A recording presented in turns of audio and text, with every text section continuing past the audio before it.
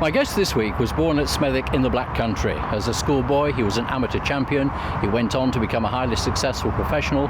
He was a British, European and Commonwealth champion, and for good measure, he won a gold in the Olympic Games. But nowadays, that's where you're going to find him, out playing golf. Plays off 6. He's the former boxer, Pat Cowdell. Pat Cowdell, an Englishman. If there'll always be in England, I suppose there'll always be English fighters like Pat Cowdell. They're quick and clever and indomitable, and they can't punch a hole in the wind. His cleverness is in that a deliberately kind of awkward style in which he leans and floats and ducks and bobs and weaves, and suddenly he comes on and fights in spurts. How they can make a win square. Well, it would be very difficult to box here. But you know something, I think we might see an early knockdown here. Pat Cowdell seems to be a little tight here. I think he's in awe of the champion. Cowdell's back has not even so much as broken a sweat yet.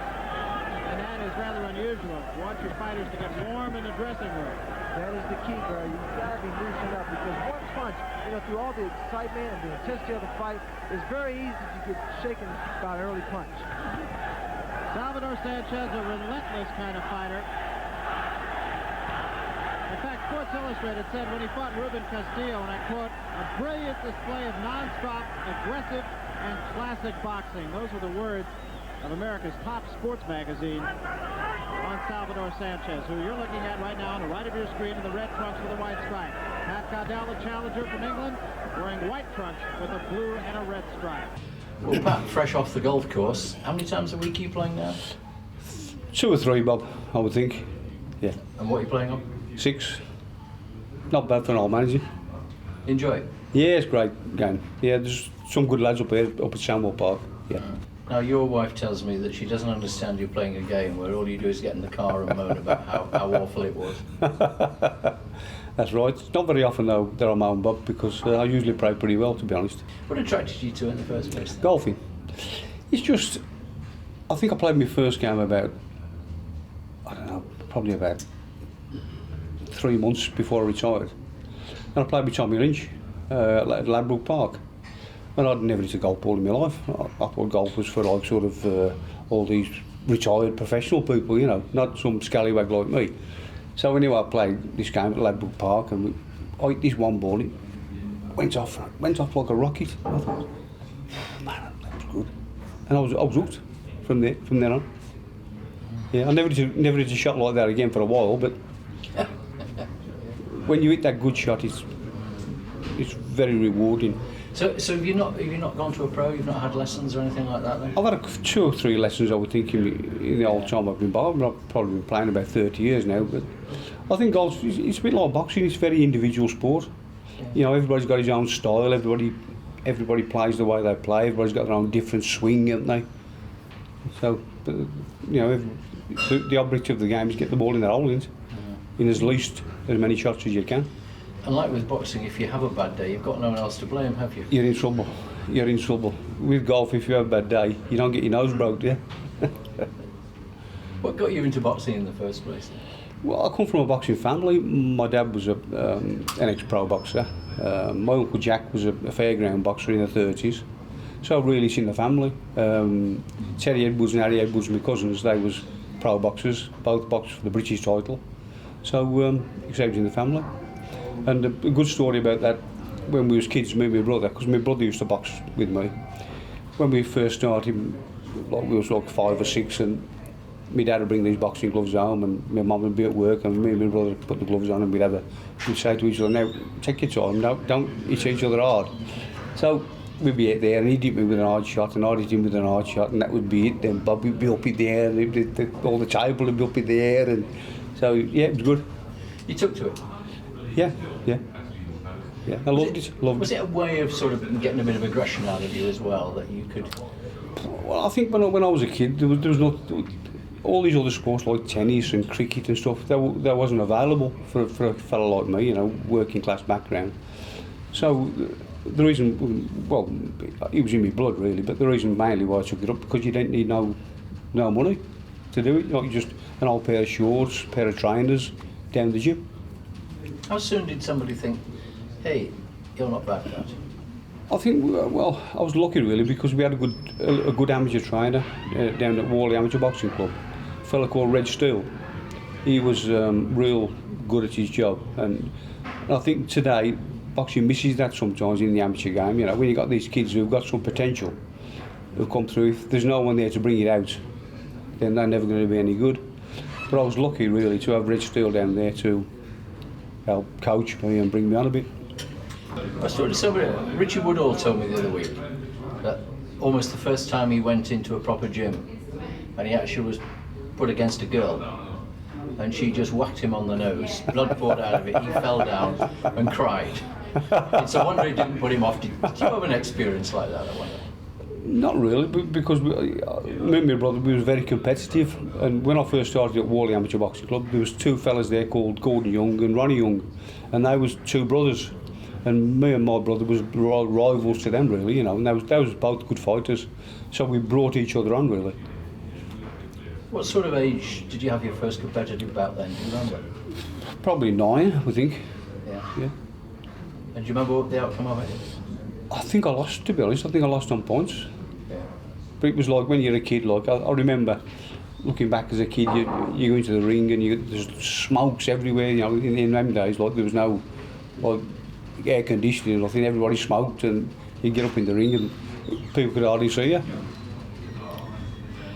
Did you get the buzz of it? Because it's one of those sports where you can watch it on television, it's quite sanitised, but when you're there, you get a feel for it, don't you?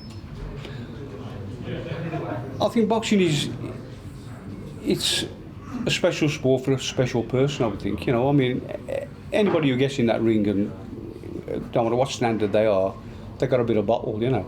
But obviously, the higher standard you go, the more competitive it is, and the harder it gets. Do you have idols as when you were a young boxer? Did you like watching certain people? Not really. I think probably Ken Buchanan was probably one of my favourite fighters. Real great fighter, Ken Buchanan. I fought his brother actually, Alan Buchanan, as a pro. Good fighter, Ken Buchanan though, Bob. Those years as an amateur through the ABA, you must have learnt an amazing amount of how to look after yourself, what to do, how not to get hurt, really, I suppose. Well, as you know, I've been involved with training boxers when I retired, so, and that's the key, isn't it? If you can hit the other fella and not get it yourself, so no matter how you do it, you're doing something right, aren't you? So was your dad taking you around to all these events when you were younger? No. My dad, like he introduced us to the sport. Like, you know, I mean, my mum used to, when me and my brother used to have fights in the house, she used to come home when the house was in a mess. She'd get the gloves and there was coal fires there. She threw them on the fire and burns them. But the next week, my dad would come back with some more gloves. So you know, he never took a lot of notice, my dad, but he introduced us to the sport.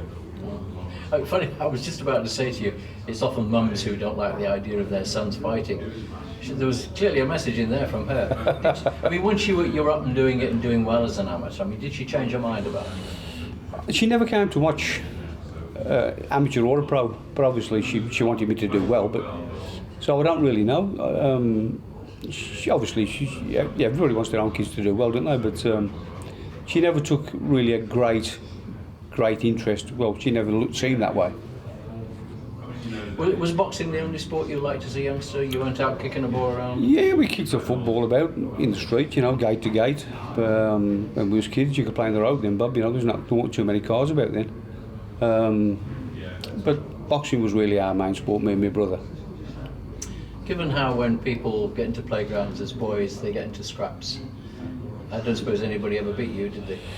Well, we was very small. Did you steer clear? Well, I steered clear myself, to be honest. I never really got into any too much bother at school. Maybe I had a couple of little fights now and then, but nothing major. Were you academic at school? No.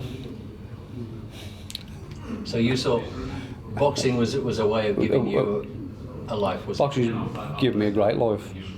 But I mean, I think my mum's still got my final report from school, and the English teacher wrote in the report, he says, the English is more like Hebrew. Did you not enjoy school then?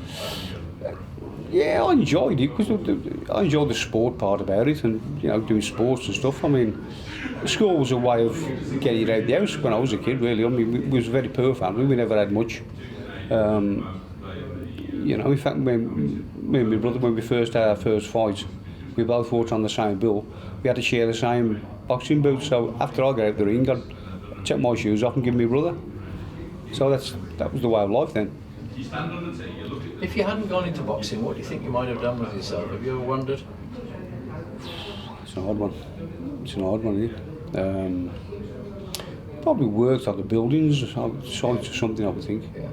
Was that what your father did? I mean, did you follow him? My dad was like, he had lots of jobs. Like in those days, you could pack a job up in the morning and get another one in the afternoon.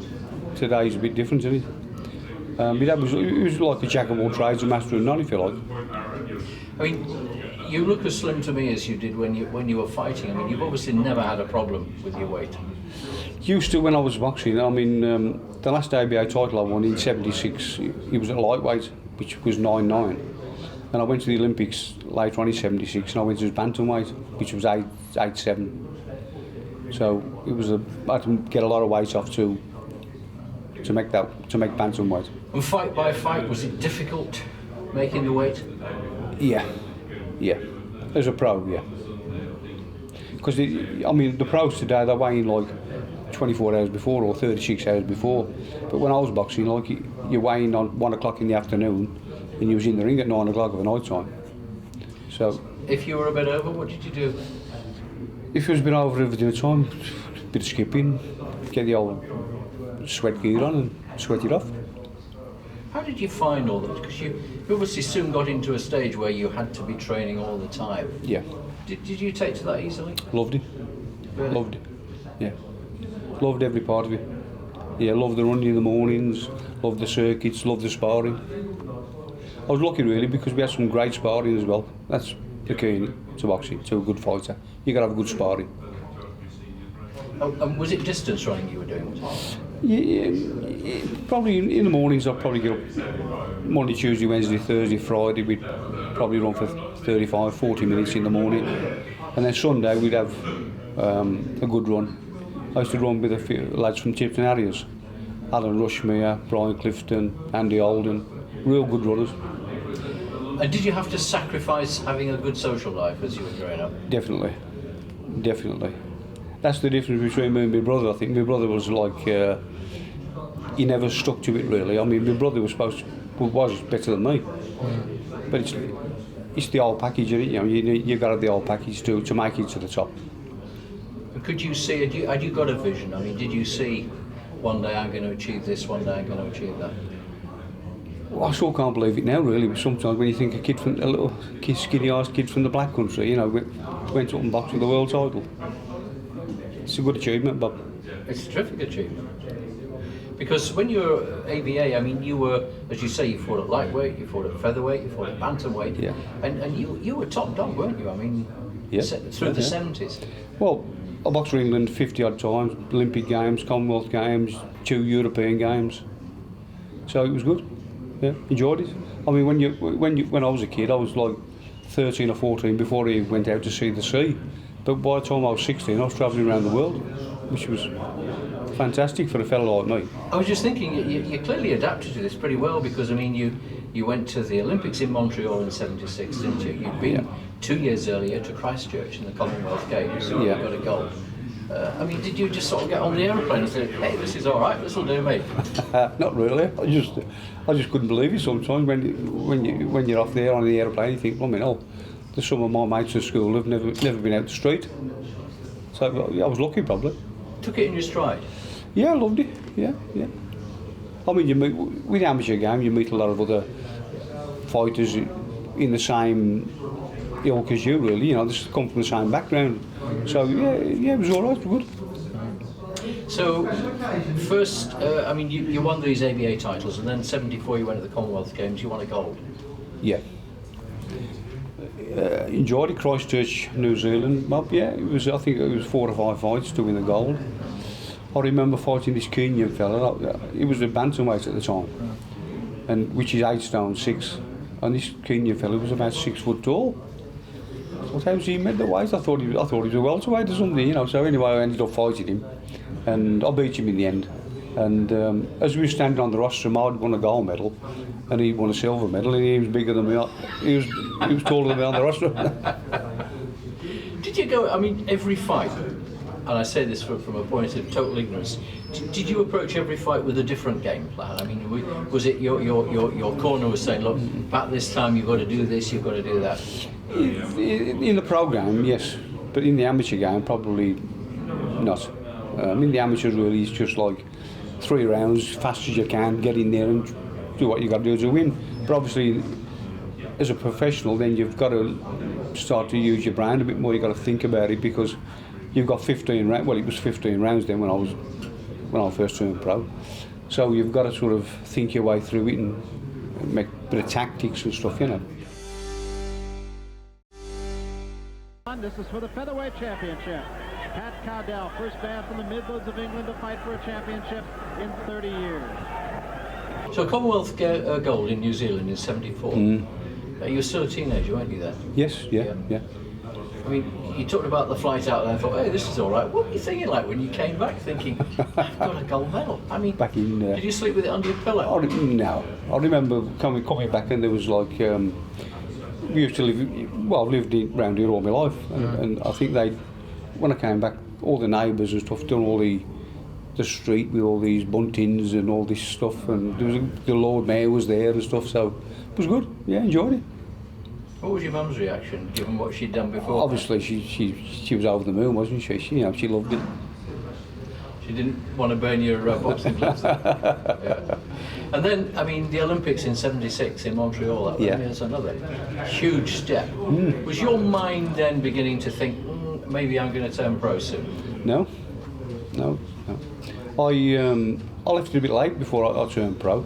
In the Olympics, obviously, you want to do well. In everything you do, you're representing your country. But after the Olympics, I came home and I thought, my wife was, we had a son then, Patrick, and we hadn't got a lot of money, and I thought, what can I do to make our life better? And the only thing I could do was fight, so I turned pro. 76 Olympics, just to go back to that, you lost in the semi-finals, didn't you? Yeah. South Korean, was that right? Yes. Yeah. I had him down in the second or first round, I think.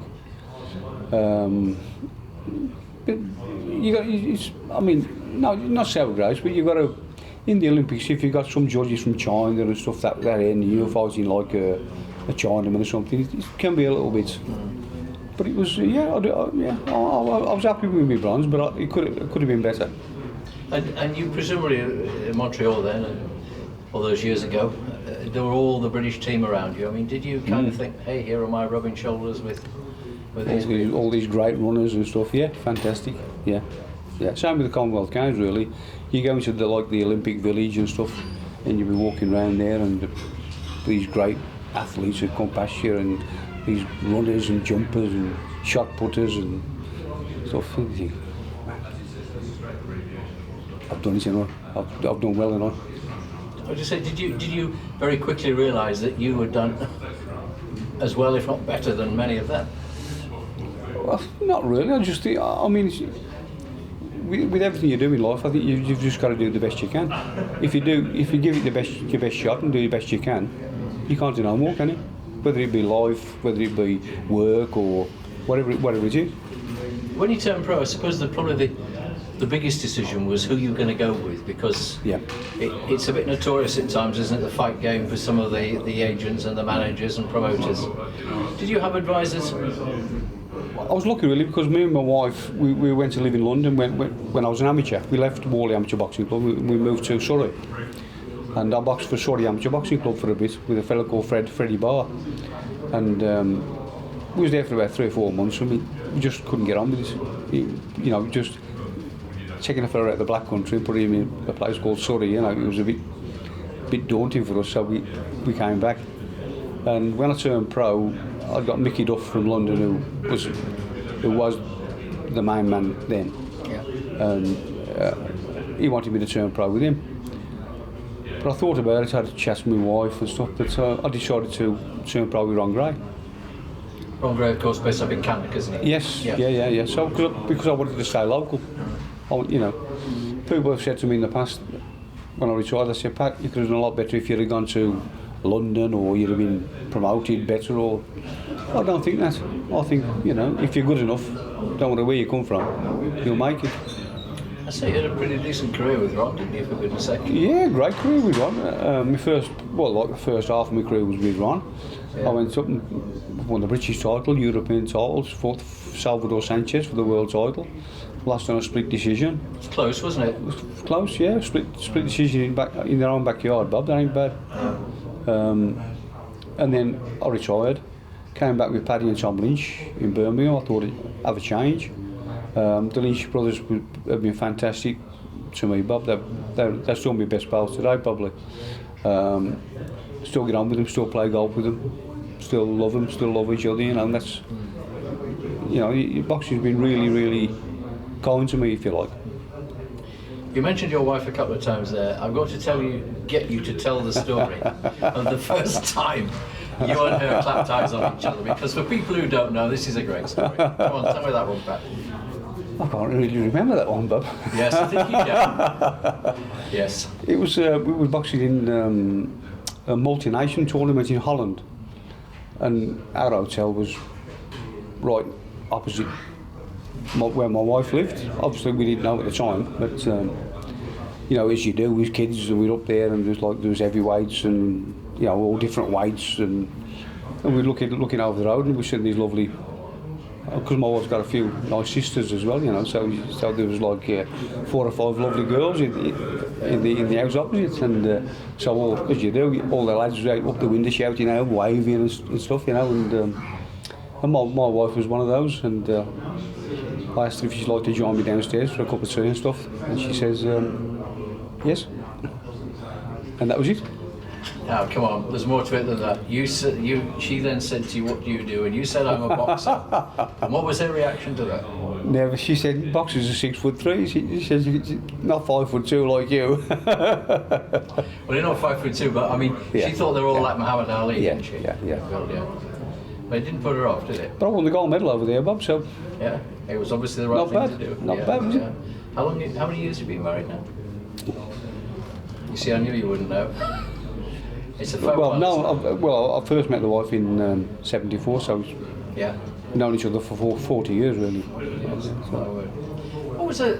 I mean, once they call me and the wife up here at the golf club, Bob. They call us Beauty and the Beast. So don't call my wife a beast. I'll let that one go back. I mean, though she thought you should be, boxers were big, muscly guys, or bigger, muscly guys, perhaps I should say. Did she take to you being in the fight game easily? Yeah. I mean, obviously, when she got over the fact that little fellas can box as well as big fellas, she because obviously when I first met her, that's what I was involved with boxing, and she took it in her stride. She didn't like me boxing because obviously she thought I might get hurt. In fact, every time she came and watched me, I'd lose for some reason. She was like she stopped they call them a bad omen or something, So she was banned.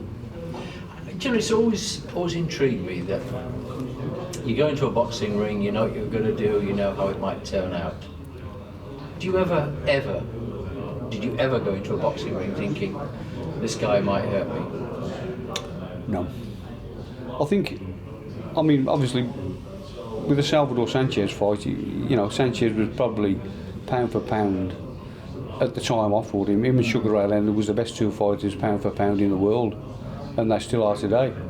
People were saying over here in England that I hadn't got much chance of winning, and I was just going over there for a few quid. But I knew that if I went over there and fought like I can fight, I could give him some trouble. I won't say I was going to beat him, but I'd give him a good run for his money. I mean, I'd got a very awkward style. I was like a little bit of a crab, so very hard to hit. So, and it turned out great. As I say, split decision over there in his own backyard ain't bad. Did you develop that as you say, crab is probably as good a way of putting it as any. Did you find that got you out of a bit of trouble? Yeah, definitely. definitely, but over the years. Yeah. I mean, I'm looking, you know, I don't see much sign of battered ears or scars or anything.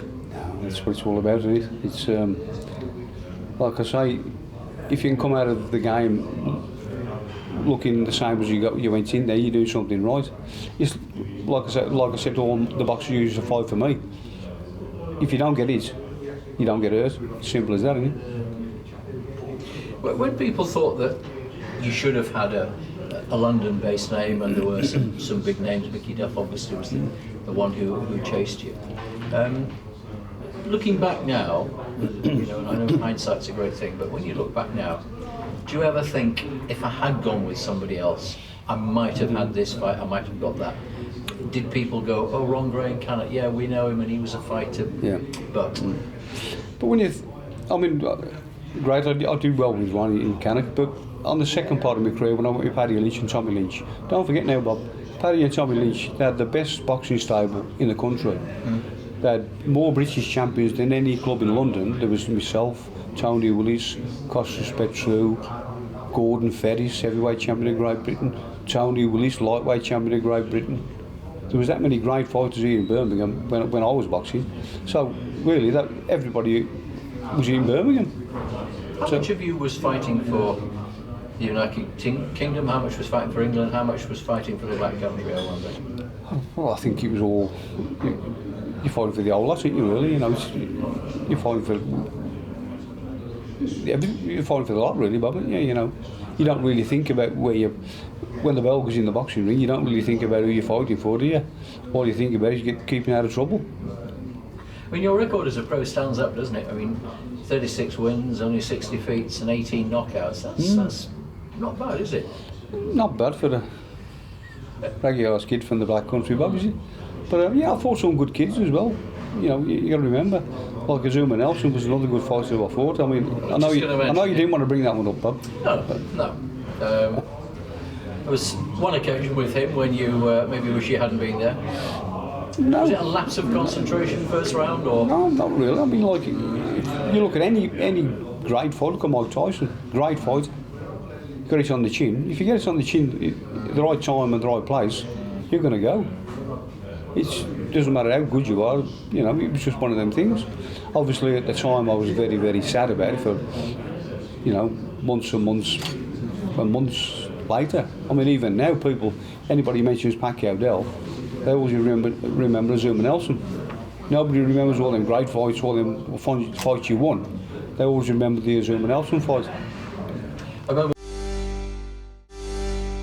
Billy Wright once saying to me that all he did in his career as a footballer, and people say, oh, of course you lost to America, didn't you, 1-0?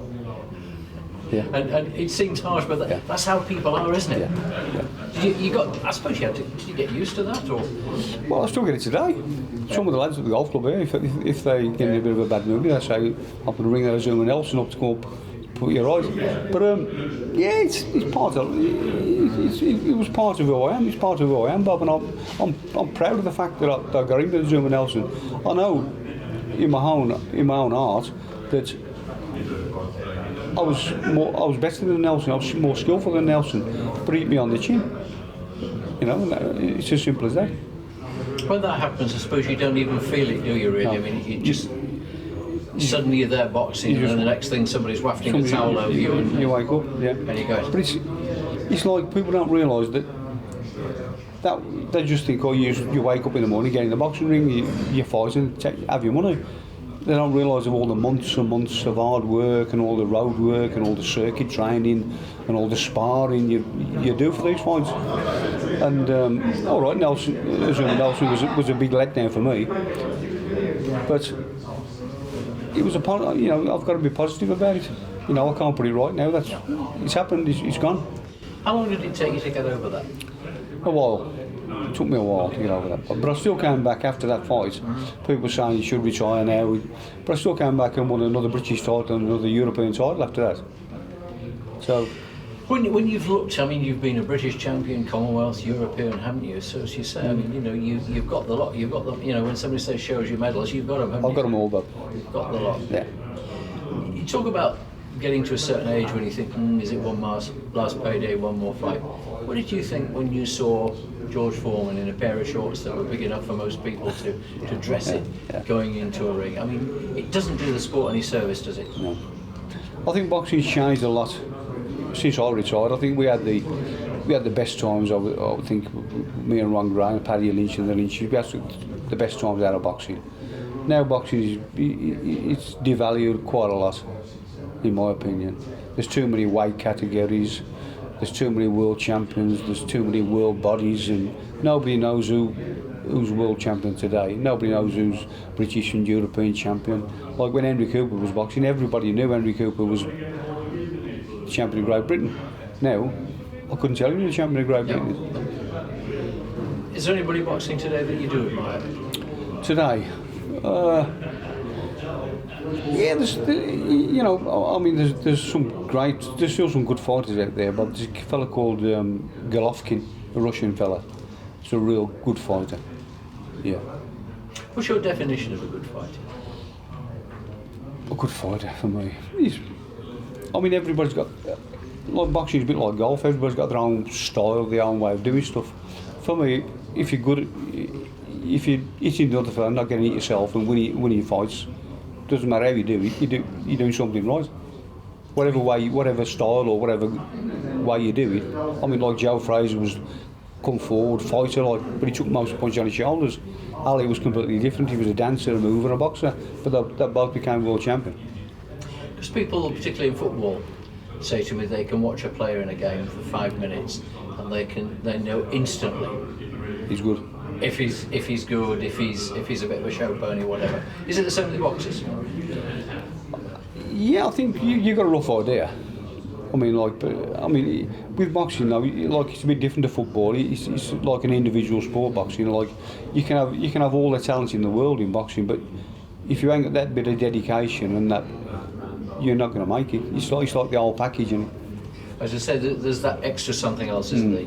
That you're going in there, you probably know you're going to get hit, you're probably going to get hurt, and the dedication. I mean, you look back on it, the sacrifices you made over the years, but it was worth it, wasn't it? Worth it for me because I loved it. I enjoyed every minute of it, and if you enjoy doing something, it's easy. Do you now allow yourself to eat what you want and drink what you want? Yeah. The wife's a good cook, actually. Yeah. But I mean, for so long you couldn't do that, could you? No, it was very, very. Even sometimes in the amateur, it was very, very hard to make weight. It was like dedication. For like if you knew you got a fight coming up in 2 or 3 months, then if you're walking around at 10.5 stone and you've got to be 9 stone, you've got to go on a diet. You've got to eat the right stuff and dedicate yourself. You find yourself now thinking, I'd like a cream cake, but I can't. Oh yes, I can now. No, not really, but No. I've always loved cakes. Even when I was boxing, I loved cakes, but you couldn't eat them, could you? So, as a promoter and trainer, you still do a bit of both. Could you again spot with them, not so much the talent in the ring, but just their body language, how they were, had they absolutely got what you were looking for to make a decent fight? Yeah, I think so. I mean, like I just said to you now, you've got to be dedicated. You got a bit of talent. You got to train hard. You got to have a little bit of luck. Any one of them, you'll never make it. Any two of them, you'll never make it. You got to have the whole lot. And I think. I had a kid called Howard Clark, box for me. He was a real good fighter. He fought for the world title. He was a good fighter, but Howard, you won't mind saying that, I think he lacked a little bit, but you'll probably tell yourself now because he wasn't quite dedicated enough. If he'd have been a bit more dedicated and trained a bit harder, he could have reached higher than what he did. With myself, I know what I've achieved. I've given 100%. So whatever I've achieved, I couldn't have done no more. So when you saw guys like Howard or others, did it upset you that they just wouldn't go that extra bit? Yeah, because you're trying to, obviously you're a bit old and you've done it all, and you're trying to tell these people, a bit more dedication, a bit more hard training, a bit more out there on the road running, a bit more or less out with your mates, and you could make it. But that, half the time they don't realise until they've retired. Did you find when you were training and promoting that you wanted to throw every punch with them, you were doing it all with them, and you just wish that the legs and the arms would have let Yeah, you? it's very frustrating, the training side, especially if you've been pretty good yourself and you see kids in there who've got the talent, but they're never gonna make it because they just won't go their extra yard. It's very frustrating. I mean, you said of your own brother that he was probably a better boxer than you, but he hadn't got that dedication.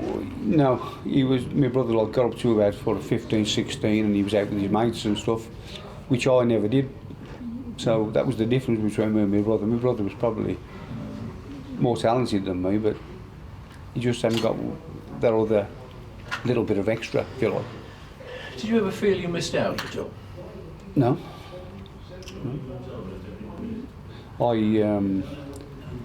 Since I retired, I've made up for a little bit of time, Bob. Had a few drinks with the pals and... Well, why not? Yeah. Yeah, so... And how difficult is it to put boxing bills on now? It's tough. It's very tough. But as I say, you've got that many different weights there now, and you've got different standards, and the standard now for me is not what it used to be. So that's the reason why I've gone into this like sportsman's nights instead of the boxing. And is there other people who haven't got the money? I mean, just to come and put the money into supporting the bouts or come to the events as well. Yeah, I mean, I'm lucky really because I've got like pretty good name around Birmingham, so I've got probably the first sort of 100 people, 140 people are regular customers of mine, so I'm lucky to have people who know me, And you must get, wherever you go, must get stopped. Where's the most unlikely place that anybody's ever stopped you and said, "You're Pat Cowdell, I remember this, I remember that"? It's a small world, really, when you think about it. I mean, me and my wife have been over on a holiday somewhere, and somebody say we're walking down the streets, somebody say Pat Cowdell, so it's nice, yeah. You cope with that all right? Did you? Yeah, not bad, but they don't recognise me now. We know here, that's the problem, Bob, Because I mean, she said. I mean, you said a couple of times, you're from this working class family and so on and so on. Because sort of self promotion's not really in you, is it? Well, I think if you're good at something and you give it your best, people are going to get to know you, aren't they? I mean, all this, you got all these things now, this boxing, they've got all these fanfares and all this thing before they get in the ring. The fanfares are probably better than the fights. Yeah. I mean, I'm an old-fashioned type of guy. If you're good enough, you're good enough. People. If you make it to the top in what you do, people are going to get to know you. Who were? I mean, you mentioned Ken Buchanan earlier. Who were the sort of other big names in world boxing did you always admire? Sugar Ray Leonard was another great fighter. In fact, Sugar Ray Leonard boxed in the same Olympics as me in '76. He fought one of our lads actually, Clinton McKenzie, from London, and Clinton McKenzie gave him a good fight, and obviously he went on to be one of the best fighters ever, Sugar Ray Leonard. Roberto Girard, some great fighters about there, but this Golovkin fella ain't bad in today's, but there ain't many of them about. There ain't like it was like when you had Nigel Benn and Chris Eubank fighting, and Bruno was about with some of the people, We haven't got that loads of fighters today. We've got one or two. What did you make of Chris Eubank then? Either as a fighter or as a man? I'll tell you what, Chris Eubank he got plenty of art, Bob Eubank, good fighter as well, and he sold himself, didn't he? Yeah. So everybody wanted, when he first came up, Eubank, everybody wanted to see him get beat, didn't they? Everybody, I don't like him. He's too, he's talks with a plum in his mouth and all this lot, and he thinks he's better than you. But people used to go and pay money to see him get beat. But then people realised how good he was. And then fights with Nigel Benn, Nigel Benn. I mean, Nigel Benn was a great fighter as well. But them fights there with Nigel Ben, I mean, I've got some programs at home. I've got a couple of kids on one of the bills there when Eubank fought Ben, and yeah, that was like them fights. They don't happen today, do they? Because people in this country were very lucky that we had, you know, big names and big characters like Henry Cooper, didn't we? I mean, Yeah. Did you meet Henry? Yeah. Henry Cooper was a keen golfer. I played golf with Henry a few times before he died. Yeah, but that was when, if you remember back, Bob, when Joe Bugner beat Henry Cooper. I mean, everybody said Joe Bugner that was going to lynch him or something, but he wasn't very. He was a treasure, wasn't he, Henry? Yeah, I mean, everybody loved him, didn't they? You didn't have to like boxing to like Henry Cooper, did you? No. Yeah. I mean, then though there was like one heavyweight champion. Everybody knew who Henry Cooper was. Today, like you've got that many different champions, different bodies, different weights, and you know nobody knows who anybody is anymore. What was your take on Frank Bruno as a fighter?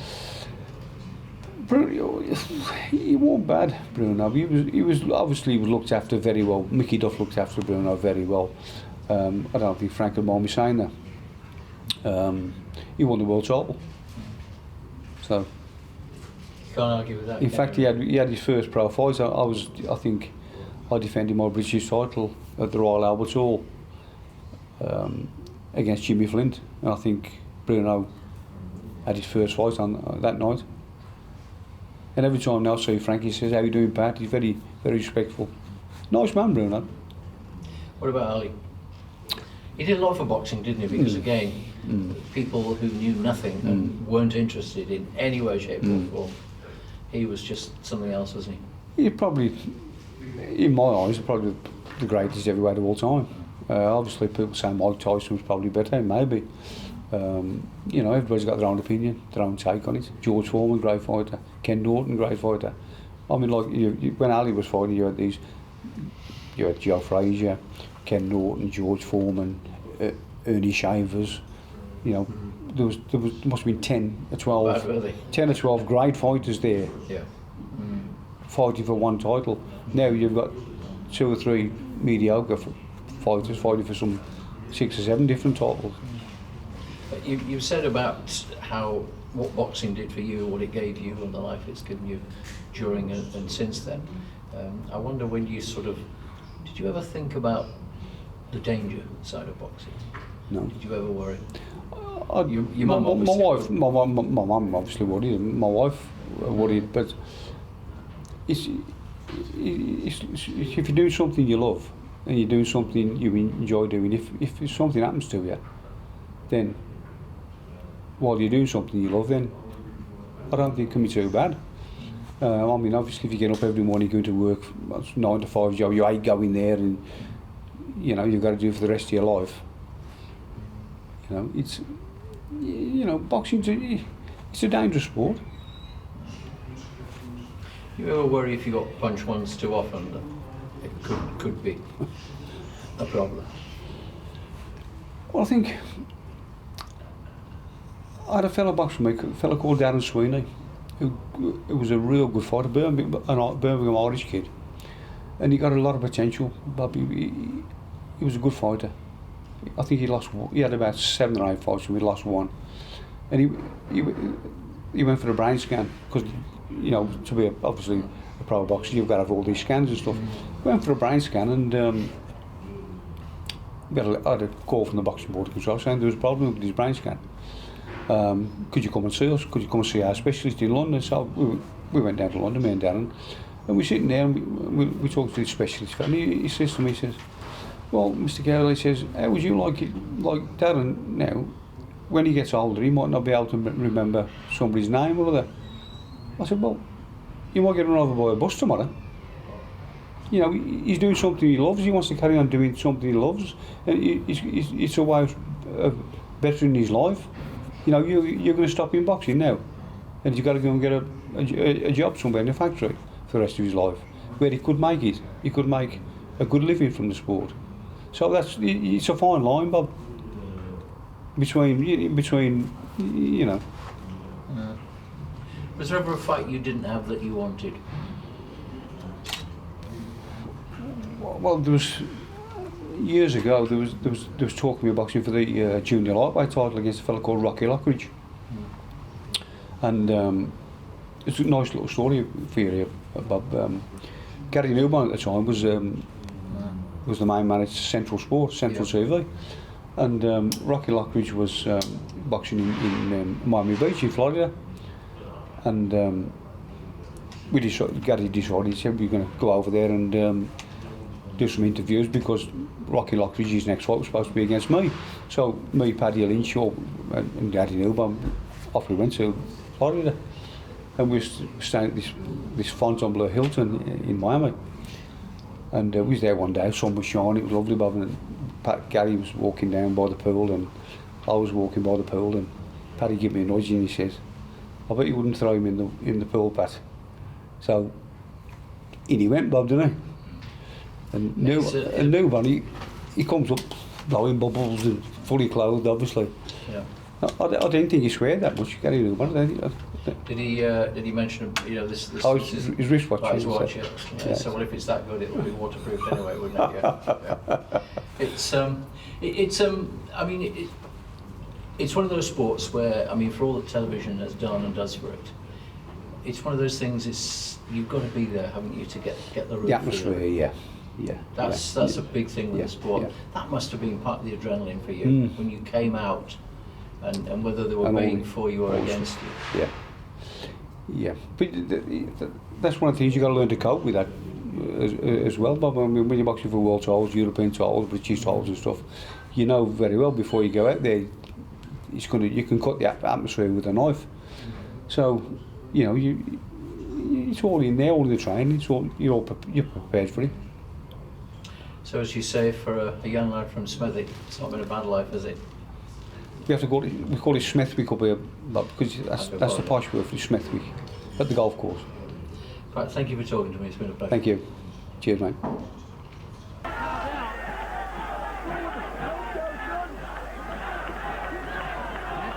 staying right in there, hits him with the right hand again.